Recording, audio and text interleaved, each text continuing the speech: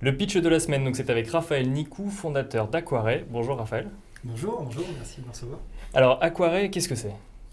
Eh bien, hier on aurait dit hébergeur infogéreur. Désormais, si j'ai bien compris, on s'appelle opérateur de cloud public et de cloud privé externalisé. Et donc concrètement, ça veut dire? Alors concrètement, on propose pour le compte de nos clients qui sont essentiellement des PME et des collectivités publiques territoriales, de concevoir pour leur compte un cloud privé externalisé, donc au sein de nos installations, de nos centres de données, mais pour leur compte, sur leurs propres infrastructures. Donc on propose de le concevoir et de le maintenir. Les clients que vous avez?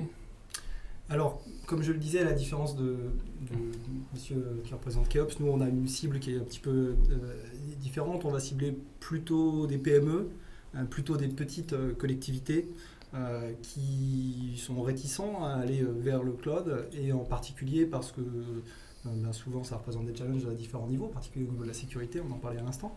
Nous, notre métier, c'est d'être malin et d'essayer de leur proposer des solutions en exploitant de l'open source, en exploitant des outils innovants qui leur permettent de répondre à leurs problématiques et à leurs craintes, en particulier au niveau de la sécurité, et également, parce que c'est un fait, qui leur permettent de réduire leurs coûts. Voilà, donc on répond essentiellement à cette problématique de réduction de coûts et tout en tentant de rassurer notre clientèle de PME, d'éditeurs SaaS et de collectivités pour les accueillir chez nous au sein de notre infrastructure de cloud public ou des clouds privés qu'on va aller concevoir et maintenir pour leur compte. Et alors derrière l'offre, il y a une aventure entrepreneuriale. Ça fait combien de temps que ça existe Aquare? C'est une grande histoire. En fait, on ne s'en rend pas compte, mais on a commencé en 2003. Donc on est une start-up qui commence à avoir un petit peu de cheveux blancs comme moi. Quand j'ai commencé, j'en avais pas, mais maintenant ça commence à venir. Donc comme je le disais, au départ, on a fait un métier qui est relativement classique, qui est celui de maintenance de centres de données et de serveurs informatiques. Aujourd'hui, le métier, il évolue sans cesse.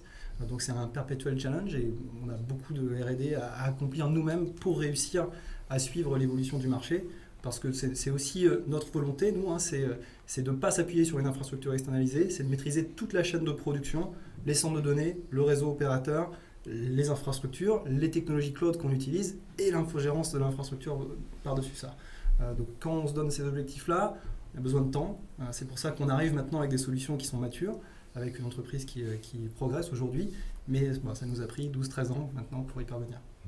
Et vous faites du cloud hybride du coup, vu que c'était le thème de l'émission? Alors, c'est difficile de dire que quelqu'un ne fait pas de cloud hybride en réalité, parce que finalement il n'y avait aucune solution qui est complètement, si ça existe, mais on va dire la plupart des besoins sont mixtes. On a besoin de mutualiser tout ce qu'on est capable de mutualiser, et il faut trouver le bon équilibre entre effectivement les impératifs de sécurité qui nécessitent de garder, en tout cas de donner l'impression au DSI d'avoir suffisamment conservé ces billes et ces données qui sont très importantes sous son contrôle, tout en bénéficiant de ce que l'on peut obtenir en réduction de coûts, en mutualisant une partie de l'infrastructure. Donc c'est ça notre métier finalement, c'est d'être capable de guider nos interlocuteurs vers le juste milieu entre cloud public et cloud privé, et réussir à proposer une solution intégralement sur mesure. Ce qu'on est capable de faire quand on maîtrise son infrastructure, ce qui est un peu plus difficile quand on s'appuie vers une infrastructure type comme celle d'OVH, comme celle des Américains qu'on n'a pas cité tout à l'heure, que je ne citerai pas non plus, mais tout le monde l'a compris.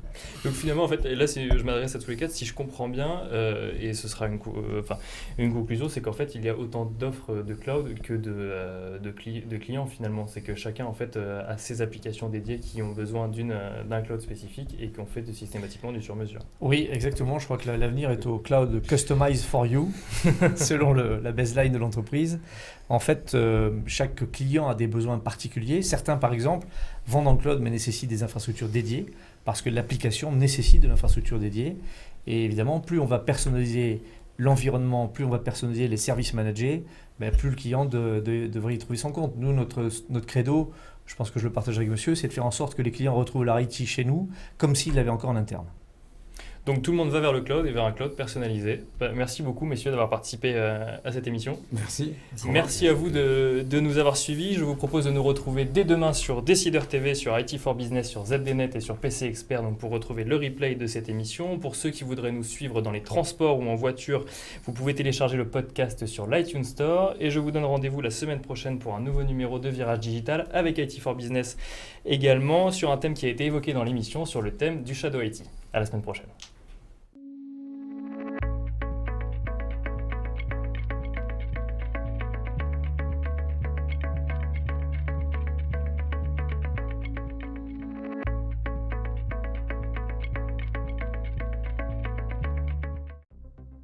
demain appartient aux plus rapides. Pour vous aider à aller toujours plus vite, nous avons créé une nouvelle entreprise totalement dédiée à l'avenir de votre secteur. Où les hommes, la technologie et les idées font avancer le monde ensemble. Accélérer l'innovation, accélérer le changement, accélérer l'avenir. Hewlett Packard Enterprise.